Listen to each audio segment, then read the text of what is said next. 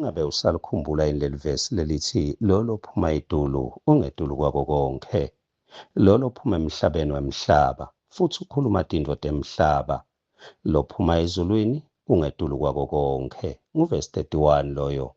Kuchapter number 3 encwadzini yaJohane. He who comes from heaven is above all. The one comes from above, from heaven, is above all others in authority and dignity. The one which is from the earth belongs to the earth in origin and speaks from an earthly perspective and understanding. The one who comes from heaven is above all others in every respect. Mina nawe mntwana sekhaya sibe lutalo loluphakeme, sibe lutalo lwelizulu. Empeleni sesingetulu kwato tonke tintfo. Once watalwa kabusha, once wamukela Jesu mntwana sekhaya, waba yinkosi nemsindzisi wempilo yakho. Ushintsha tintfo, ushintshe yonke intfo. Awusehlulelwa njengemhlaba, awusafanani ema-judgments emhlaba akasakufaki kangako. Mntwana sekhaya, akunandzaba ukuthi isimo sithini, ema-reports emhlaba avela ngayiphi indlela, simo usibona sinjani ngekwemehlo enyama nangekwetindlebe tekuva kwakho. Ngicela uNkulunkulu amanasite mine nawe avule tindlebe tekamoya, avule nemehlo akomoya, utowubona ukuthi lolokubona ngemehlo enyama eveni likamoya akusinje ngoba kunjalo.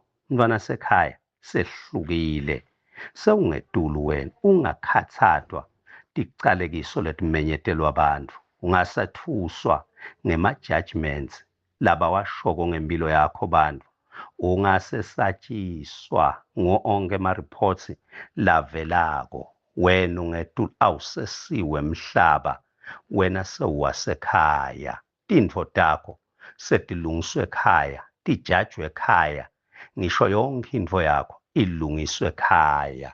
Ungetulu kwaso sonke simo. Sawubona mhlobo wami, sawubona mntwana sekhaya. Nanamhla ekuseni kwaphindze kwaba yintokoto kimi kukubingelela kulo ligama lelihle leliphakeme nalelinemandla, igama lenkosi yethu Jesu Kristu. Nasi singwasethi sekuphila nanamhla babe wethu uNkulunkulu asitekele sona encwadzini ya1 Timothy chapter number 6. Ngicela sifunze lo verse number 13. Indzaba yethu icala ku-11. Lo 13 uthi ngiyakuyala embi kwaNkulunkulu ophilisa konke nasembi kwaKristu Jesu lowavuma isivumo lesihle embi kwaPortonius Pilato. Ngiyakuyala embi kwaNkulunkulu lophilisa konke. Eyi mhlobo wami, lo nkulunkulu wetfu kude lokumehlulako uphilisa konke. I charge you in the sight of God who gives lives to every living thing, the life-giving God, in the presence of God who preserves alive all living things. Mhlobo wami, lo nkulunkulu wethu akehluleki. Noma ngetintfo ungatibona kwangathi atikuhambeli kahle, lalela, kude lokwehlula lo nkulunkulu wetfu akehluleki. Unalo lonke likhambi laso sonke simo, onke emathuluzi ato tonke timo unawo. Mntwana sekhaya, kungenteka ubona kwangathi tintfo tihliphikile, ubona kwangathi tintfo tibhidlikile, ubona kwangathi kude likhambi. Ngicela kumemetela lo nkulunkulu uphilisa konke, lo nkulunkulu wetfu. Mhlawumbe kungenteka ulimele ngekhatsi enhlitiyweni, ukhona umuthi wokwelapha leso silonza nkulunkulu. Mhlawumbe mntwana sekhaya, tintfo tonakele, uhliphike budlelwane. Ngicela kumemetela lo nkulunkulu uyabuyisa, unawe emathuluzi ekubuyisa lobo budlelwane kube budlelwane lobuphilako, buphile mbamba futhi. Kungenteka ekuphileni kuhliphike tintfo minyaka, kuneminyaka lova ngathi kulahlekele. Lalela, waba yinhlekisa, waba ngumakhonjwa ngenhloko, bahlekisa ngabadlala ngawe. Tintfo takho tatsatfwa waba yintfo lengenamsebenzi. Ngicela kumemetela lo nkulunkulu lobuyisa ngisho lokudliwa esikhonyane, lo nkulunkulu lobuyisako lophilisako leyo minyaka ingabuya na ungasonzela kuye uphilisa konke. Uthi-ke kodwa wena muntu waNkulunkulu, na ufunza lapha kuvesi number 11, kodwa wena muntu waNkulunkulu, Timothy, the vessel of God.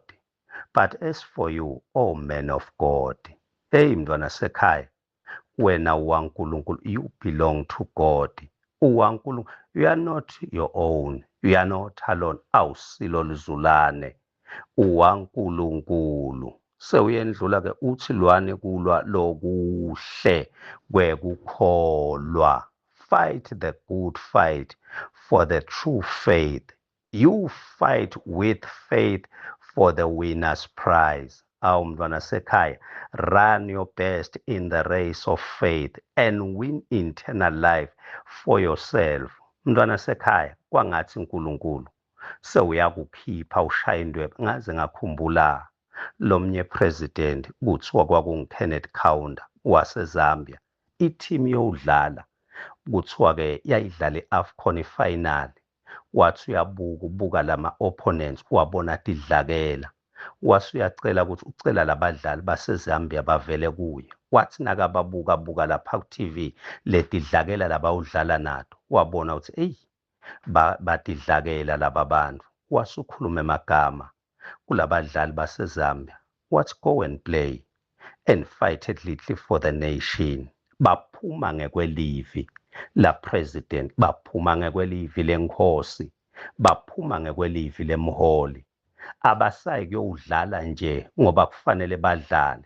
Nalana mntwana sekhaya, kwangathi uNkulunkulu ukukhipha Timothy khona, ukukhipha njengelibutho lakhe, ukukhipha Timothy ibhekene na uthi awusahambi wedwa, awusiwedwa mntwana sekhaya, awusilizulane. Ukhona uNkulunkulu lophilisa konke lowethwala nako. Uthi phuma gijima lelibanga nginawe. Cela kumemetela mntwana sekhaya, wena usiwa lelizinga lalomhlaba, sewuhamba ngeauthority, sewuhamba ngekwelivi laNkulunkulu. Kuthiwa le team yaseZambia noma yayiyodlala netidlakela yawina, yaphumelela ngelivi lemholi, ngelivi lalophethe. Lalela mntwana sekhaya, kunelivi lesihamba ngalo, asisatilwela, asisalwi ngewethu emandla, kunelivi laNkulunkulu elihamba phambi kwethu.